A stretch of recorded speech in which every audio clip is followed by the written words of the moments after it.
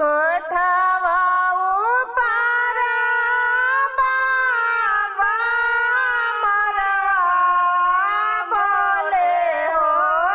से हो बोली सोहावन लागे हो से हो बोली सोहावन लागे हो जागी सूती काना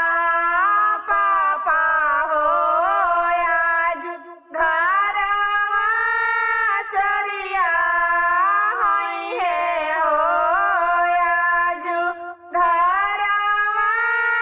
चरिया होई है हो आवाना नगर के बेटी चरवा हुए हो कवना कोनावा सनवा मरी है हो कोनावा सनवा मरी अनजानो पूरी नगर के पापा चरवा